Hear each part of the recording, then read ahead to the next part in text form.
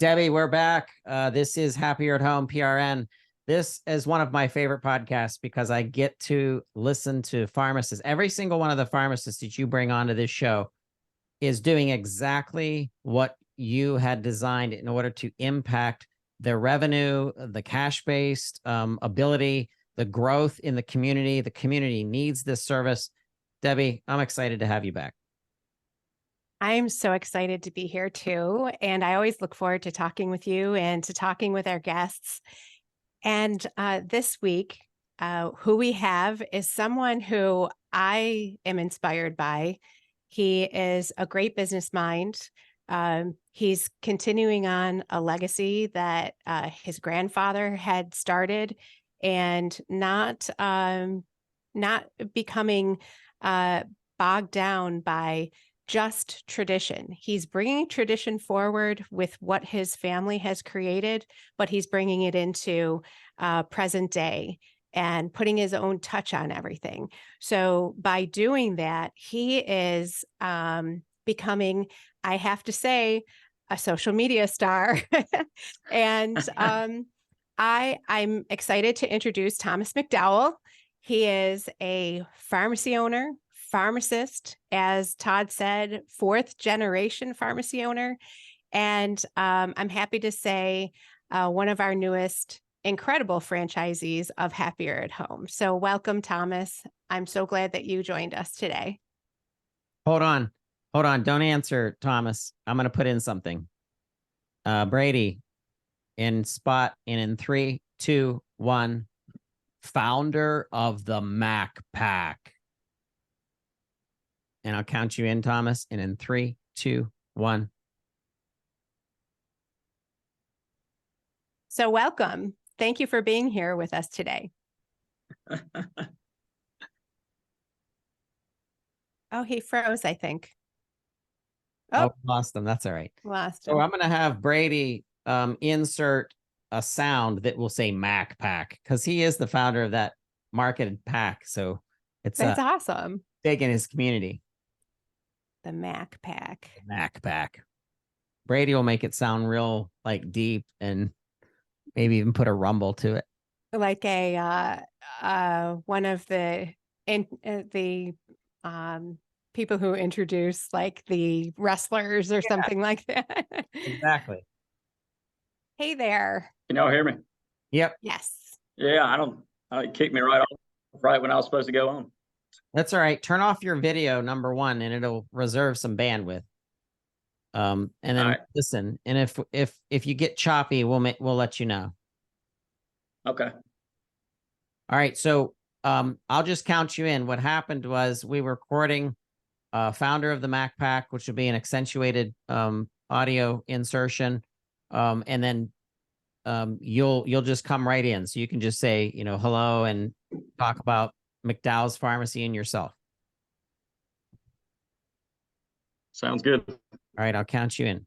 In 3, 2, 1.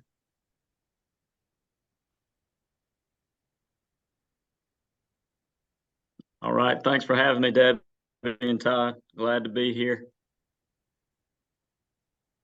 And welcome. So, Thomas, why don't you start by telling us a little bit about the background of how the pharmacy started itself? Sure. So, McDowell's Pharmacy is kind of where I started, and that's in my hometown, Scotland.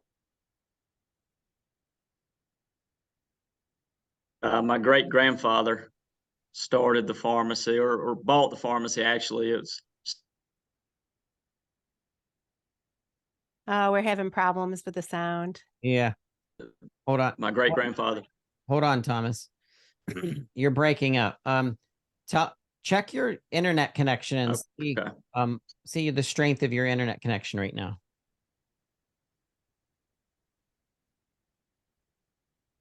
Yeah, I'm in one of my offices. I somehow don't really have an office. All of my offices are occupied by other people. Let me try moving real quick to a different area. Okay. Is that okay? Sure. Yeah. All right. Hold on one second. Okay. So Todd, are you going to be over in Dallas for the Lisa Fost? I can't remember the name of the Profit Summit Live. Yes. Profit Summit. Yeah. Yeah. We founded the industry or the Profit Summit Live's third track. So the first track is the pharmacy owners, second is pharmacy technicians, and then third we invented with Nicole McClure, which is going to be, while the other sessions are going on, the vendors are going to have an opportunity to talk together, and we're going to talk about partnerships and communications, very intricate and kind of designed and strategized between each other to help our community pharmacies thrive. And so I want to feature you, by the way, in that discussion, if you'd like to come up and kind of talk about how your involvement in looking with other and working with other organizations, how it's helped, your own franchise owners. And that's people like, RxSafe or anyone you want to mention that you've ever worked with that's been instrumental. Okay. Yeah, that'd be great. Yeah. Actually, Lisa is one of them. Yeah. So and she's on the network, so that makes it even look better. So absolutely. Yeah. All right, Thomas, are you back? He's muted. Okay. Yeah, I'm trying to get to a different area. I was in a boardroom at our office building, but seems like the internet's not great over there. The backup is to use your iPhone if it has a strong connection, because sometimes the iPhone, if it does have a strong connection, sounds really good, especially if you have a headpiece that you can do a microphone with. So just to call in, you mean? Or Yeah. Well, if he can if he has a strong internet signal on his phone, he can go in. He can come into Zoom. Sometimes that works. I've had people. I'm gonna just do it right here. If you could test it and see which one's stronger. You're gonna have to put one of them on mute. You don't. No problem.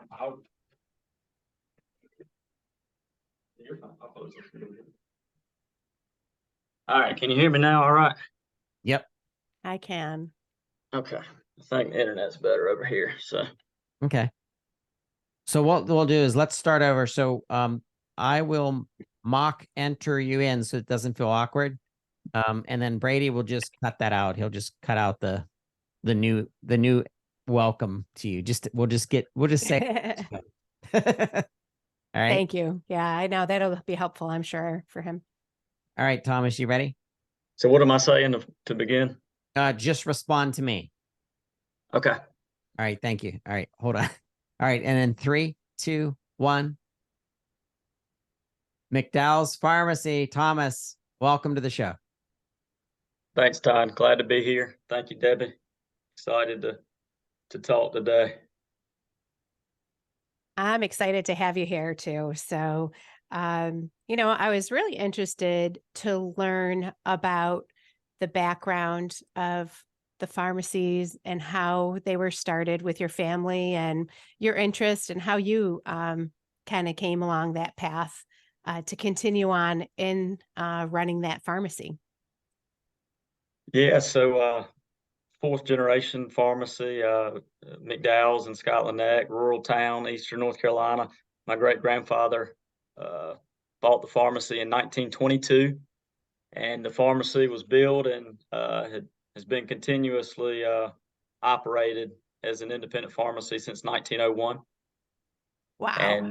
And so coming up on close to 125 years. And so my great grandfather ran it for many years, and then my grandfather took over. He graduated from pharmacy school in the 40s during World War II.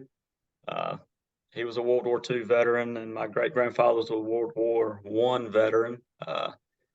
And then my father went to pharmacy school in the 80s and came back and took over. And then I decided, growing up in the pharmacy and seeing the impact that my father and grandfather had on patients in the community, and just how rewarding that profession seemed to be, especially in a small town, I decided that I was going to follow that same path and graduated from UNC. We're all UNC pharmacy grads, go Heels. So I couldn't go anywhere else. Didn't apply anywhere else. So, and I graduated in 2016 and have been helping run the pharmacy since then. Great. Is your father still involved with the pharmacy? Yeah. So he's still working about every day. I don't think he could give it up, but so much. But try to give him a little flexibility here and there. But he loves helping patients, and he's still very involved and helps out regularly and is in there every day. Excellent. I couldn't imagine the changes that your family has seen from way back with your great grandfather starting this business to present day. And do they ever talk with you about their concerns and challenges with what has become of your pharmacy? Yeah, so I think we've all faced some unique challenges each generation.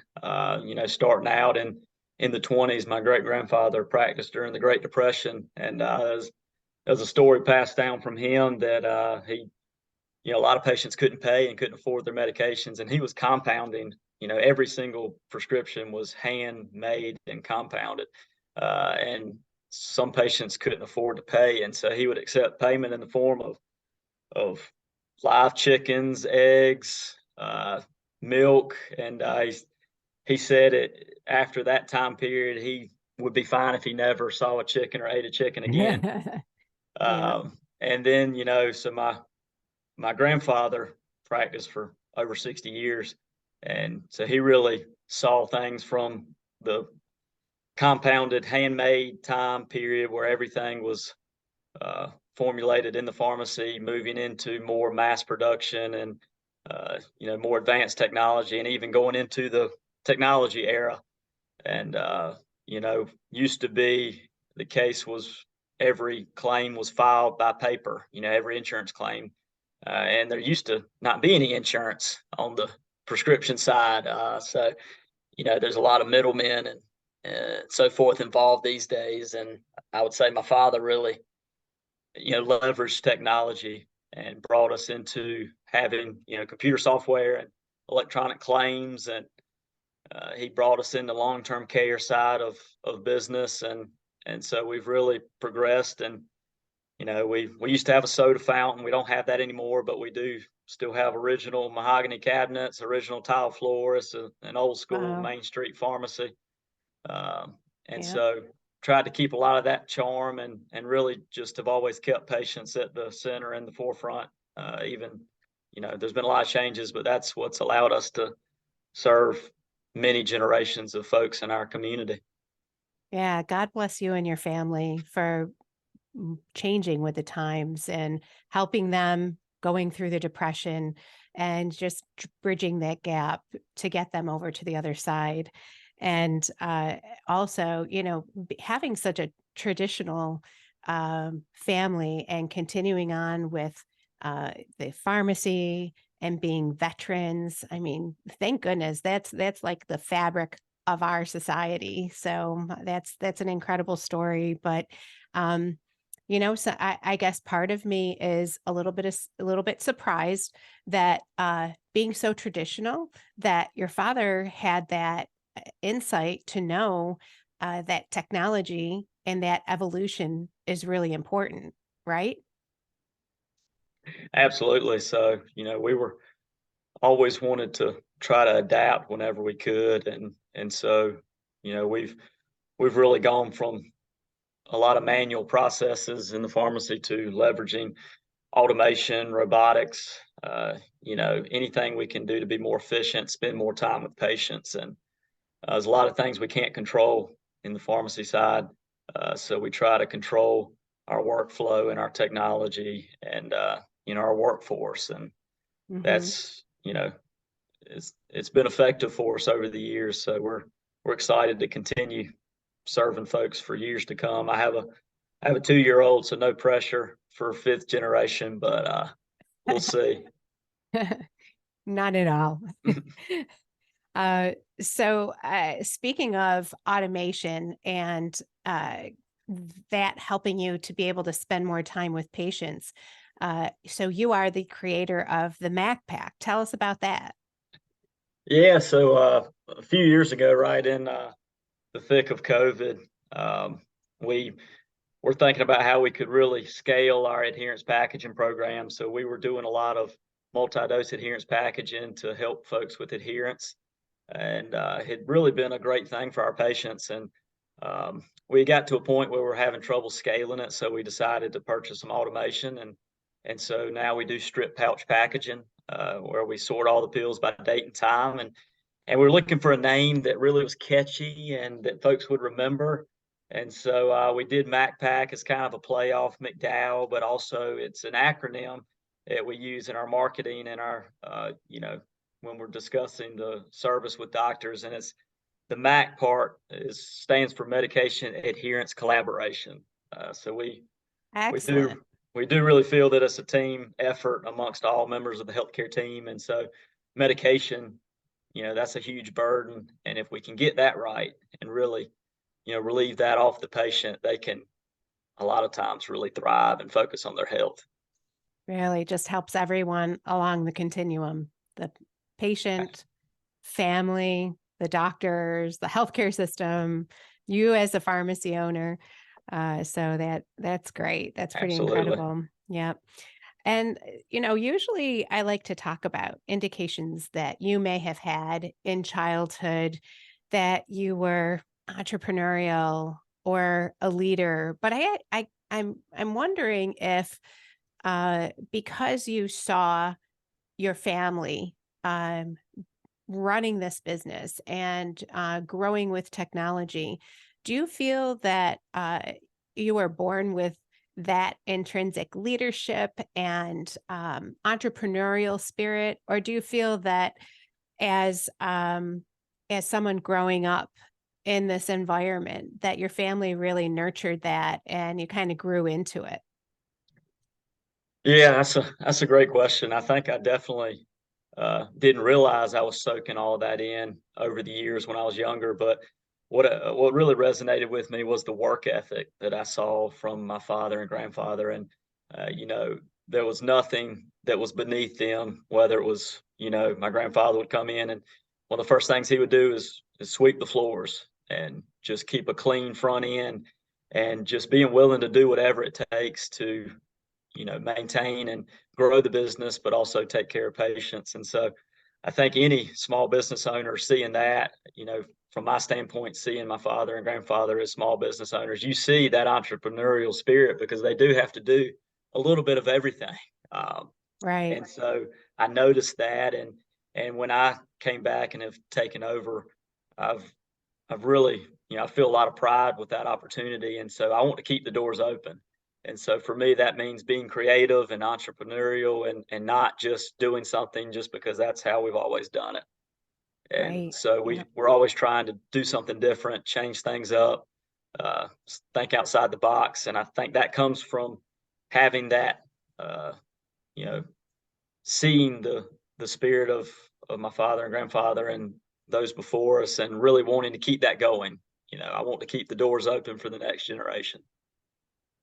Right. And as a business owner and founder of Happier at Home, I saw the same thing with my children as they were growing up. They watched me struggle. They watched as I was excited when I got a new patient added to our schedule. And they lived it they'd come home from school and say, "Hey, mom, did you go on that assessment? Did you get that patient today?" So I see that happening with my own children, and whatever the life lessons they're watching you, your son will watch you, or my children watch me, learning. It doesn't mean that they have to use them in business themselves, but just overcoming and using that with any of their life challenges moving forward. That's a huge thing. Going to be a huge benefit. And I also want them to see that being an entrepreneur is incredible, but it's not always the easiest either. It's incredibly rewarding, but it also can come with some challenges, whether that's challenges with the business itself or perhaps you're going through a major challenge in your life and it's difficult to continue on going to work each day, growing your business each day. But are there, thinking back for you, is there any one big challenge that you feel that you had that you were able to overcome that really either had a silver lining to it or just you turned into a positive? Yeah, I think, looking back when I got out of pharmacy school and came back, I was really trying to do everything myself all the time. And, I wanted to immediately implement an adherence packaging program, a MedSync program, immunization program. And, I realized after some time and some reflection that I can't do everything myself. And so really focusing on developing and building a great team and a great culture at our pharmacies has been key. And I think it took me a little bit to realize that. I would say, and this is probably the case for a lot of pharmacists, we're a little bit type A, and like to have control over everything, and accuracy is key in everything we do. Patients' health is on the line. And so taking a step back from the ownership standpoint and realizing I really need to work on the business sometimes and not simply working in the business and letting the business run me every day, I think, allowed me to figure out ways to grow and not stay stagnant. But it can be, it can be challenging to avoid burnout if you're just continuously in the grind, and so leveraging your team and technology and so forth, I think is the biggest thing that I've overcome, and being able to delegate, task and communicate effectively with folks that you're working with has really allowed me to, grow things so much faster and more effectively than trying to do everything myself. Yeah, that's definitely one of those tough lessons to learn, and I understand that. I was there myself, and just knowing that I'm not the one who always can do it the best. I always felt like, boy, if I don't do it myself, it's not going to get done, or it's not going to be done the right way. But Yeah. knowing that you're creating that team around you that oftentimes you want to hire to be smarter than you or better in a certain Yeah. area than you. And then making sure that you're putting those processes in place that they're able to follow, and then that allows you to hold them accountable.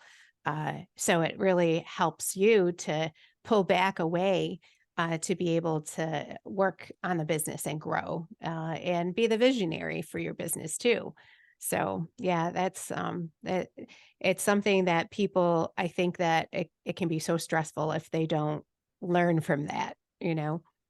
Yeah. And it looks a little different than, being in the daily grind at times, but it doesn't mean that it's, any less important. And that was, seeing that work ethic, I wanted to feel like I'm, really bringing something to the business every day, but realizing that you do need that vision and you do need to step back at times and have a plan and a strategy to continue, because it's a difficult landscape in community pharmacy at times. And so adapting is key, and having the time and, ability to do that is critical.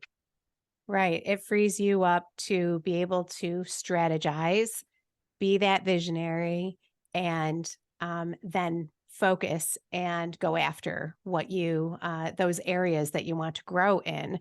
And speaking of which, that's how we met, is because you had connected with me as a result of wanting to learn more about expanding into home and community based services and serving your community with services like personal assistance services, medication management solutions. And so I'm excited that you became a franchisee of Happier at Home. And I have to say that I'm really impressed because Todd, he's hitting the ground running. He and his business support manager, Connie, are just doing a great job. And I know that they're going to be hugely successful. But so you're using Happier at Home as part of your strategy for growth. How does that fit in with other services that you're providing within your pharmacy, like long-term care or any other services that you're providing?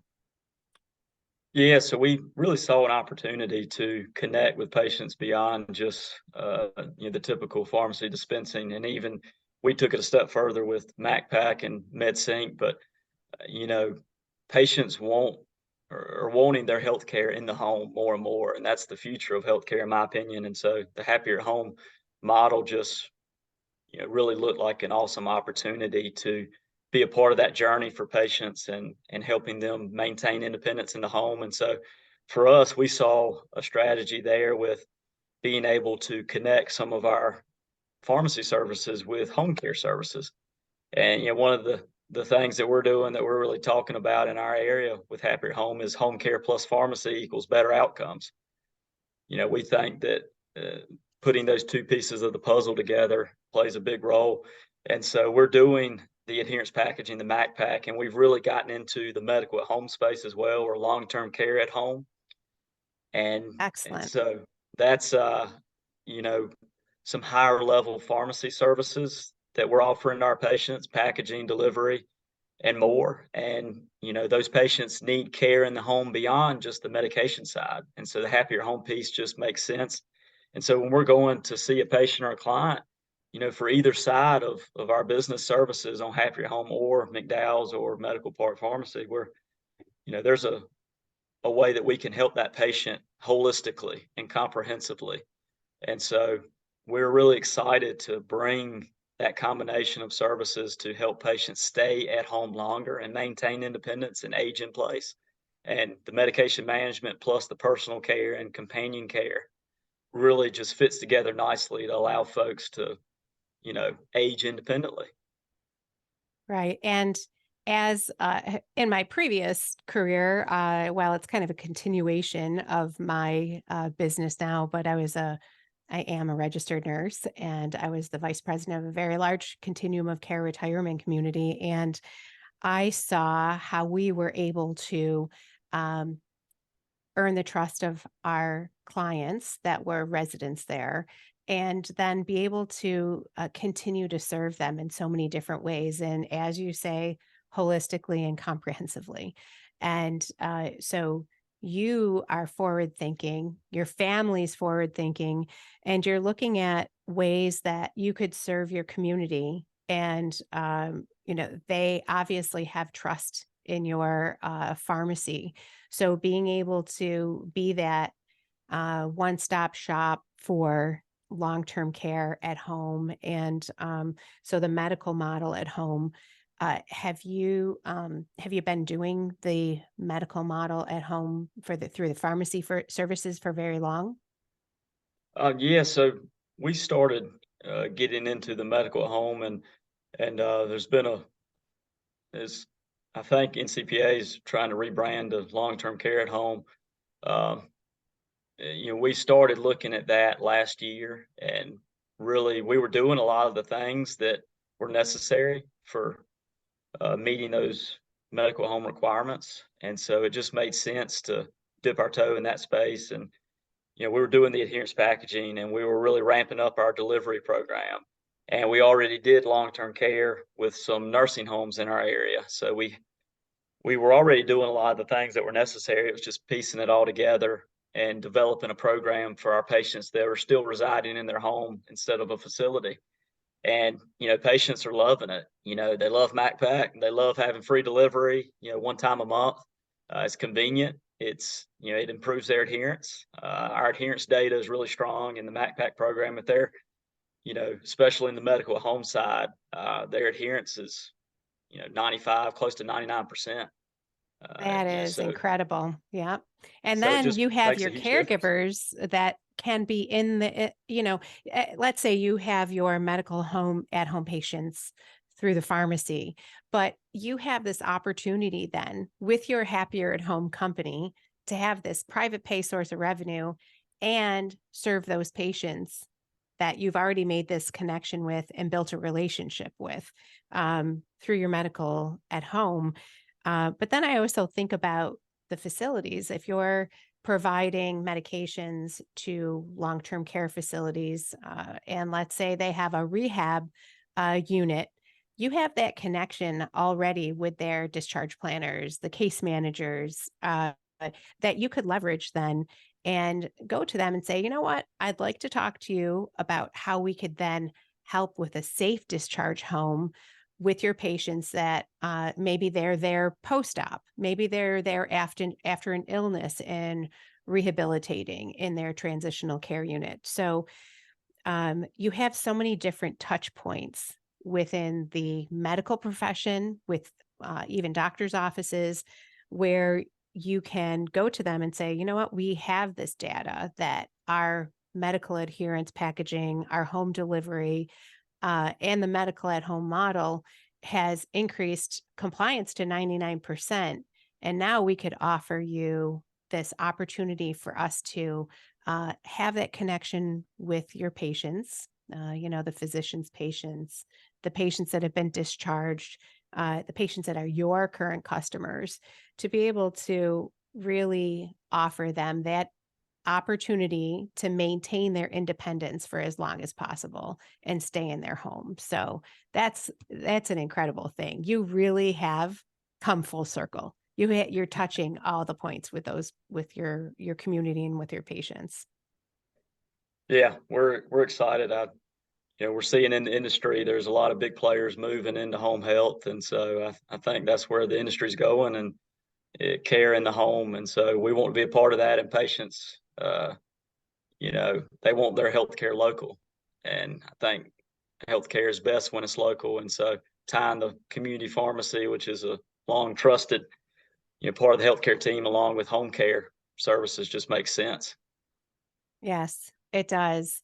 And, speaking of everything coming around and connecting and being forward thinking, I have to say that I started off this conversation talking about you being a social media star. Tell us about your TikTok handle. What do you do on TikTok, and how do you leverage that? Is that working well for you? Yeah. So we're putting ourselves out there for sure. And some people are watching for some reason or another. But we really try to be educational, informational, and just be a resource, in the community and beyond. And social media allows us to reach a bigger population. And so I just do the videos. My wife does all the editing and makes it look better. But we really always try to be active on social media, because that's where you can meet people out in the home virtually. They're on Facebook, they're on Instagram, and they're definitely on TikTok, and definitely the young folks. And I think that age group is broadening out as well, and TikTok's becoming really popular. So we try to leverage that to let folks know about us. Sometimes people don't realize what a community business can offer, not just pharmacy, but any community business. And so that information is critical for them to take that step to support you. They know what they're going to get at some of the big box places, and a lot of times it's mediocrity, but they know what to expect. And so letting them know what they can expect on the local level, they usually want to do business with you, but they need to know what you have to offer, and they're not going to know unless you tell them. So. Right. And I love the connection. TikTok, I think of as typically a younger audience, but they're aging as well. And as you said, it is expanding into older demographic listening to it. And I have to say, so we have 18 franchise locations right now, and Thomas is one of them. But we manage all the social media marketing for our franchisees, Facebook, Instagram, LinkedIn. And so Thomas hasn't even had his ribbon cutting yet. I'm going to be going there in August and spending some time with him and Connie. And we're going to have a grand opening and a ribbon cutting, which I'm so excited about. But in looking at his views on Facebook, I was like, whoa, wait a second. How did this new guy come into our Happier at Home family, and all of a sudden he has thousands of views on Facebook without doing any marketing yet. So I associate that with what you've been doing all along. Everything adds to each other, everything compounds. So your TikTok may have pushed over into additional Facebook views. And, that's more of where we may find the adult children who need the services for their family members. So none of what you're doing is a waste. Everything that you're doing, I think of as pillars of marketing and adding to informing the community about those different services, like you said, helping them understand what they can expect from you and what is sound and true and is always going to be there in their community through your pharmacy. So it's excellent. I love everything that you're doing. Well, thank you. We're excited, and Connie's been awesome for us, and so we're hitting the ground running for sure, and getting the word out, and social media is a big part of that. Yeah. Oh, and tell them your awards that you just received also. Oh yeah, so we did win best home care provider in our county, in Nash County, which is where our office is based out of. So as voted upon by readers of a local newspaper in the area. So really excited about that. And we also won best customer service at my pharmacy in Rocky Mount as well, out of all businesses. So really excited about that. Proud of our team. Yeah, I'm so excited. I think Connie's pretty awesome too. That's another key aspect of being a Happier at Home business owner. As you were saying, Thomas, that one of the things that you learned was really to develop that team and develop the culture so that you're not the only one who is doing everything. And having that really important key hire as your business support manager is so important. And Connie's incredible. I just think she's just the right person. You did a great job on that too. So I definitely agree. She's been doing phenomenal networking, marketing, hiring, and building those relationships that are gonna help us care for folks. Continuing to grow, and couldn't be more excited to have her on the team. beautiful. So you are growing this team to provide your community pharmacy services, long-term care, MacPack, MedSync, medical home, in-home care services. You got it. You got it going on, Thomas, I got to say. So I'm very, very happy to have you as part of our team. And I just want to thank you for joining us today. Actually, I'd like to see if there's anything Todd had to either ask or add to our conversation as we wrap up here. No, not at all. Anytime I see Thomas out on TikTok or Instagram, his activity is amazing. It's the reason he's successful. Think about business and family businesses. Thomas had a decision to make at some point in his life. Am I going to take my family's legacy and business to another level? Or am I going to do the same thing, or is it going to die out? And he took the first choice. He said, I'm going to make an impact myself. I'm going to take what my grandfather and great-grandfather and grandfather and father have built, and I'm going to take it up to another level. And that's exactly what's happening. And it's nice that there are cash-based demands that bring value. I don't like the thought of just growing a business for the purpose of growing the business. The city, the cities throughout the country, especially some of the cities that have larger suburbs that don't have institutional care, are in such demand for home care services. This is an opportunity for independent pharmacy to thrive. Did you know, Thomas, in the state of North Carolina specifically, last year, a Supreme Court judge ruled that there was more home care services that were needed. And this is a way to leverage that actual news in the Supreme Courts of North Carolina to go to home care agency networks per se, and some of even the Medicaid systems per se, if they have the need to cover services, and let them know, hey, I'm a community pharmacy owner, and now I have the ability to add on services for different communities throughout the state. But that's a major red flag that they need more home care services, just to point that out. This is happening all over the country, not just North Carolina. One quick little story.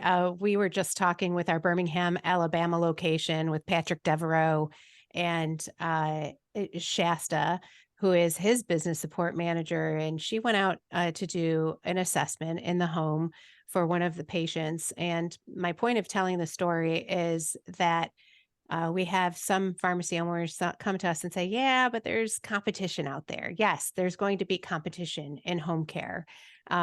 But you have the advantage that you already have the support in the background of your pharmacy. So Shasta did this assessment, and in her assessment, the patient started asking questions, had some problems with their medications.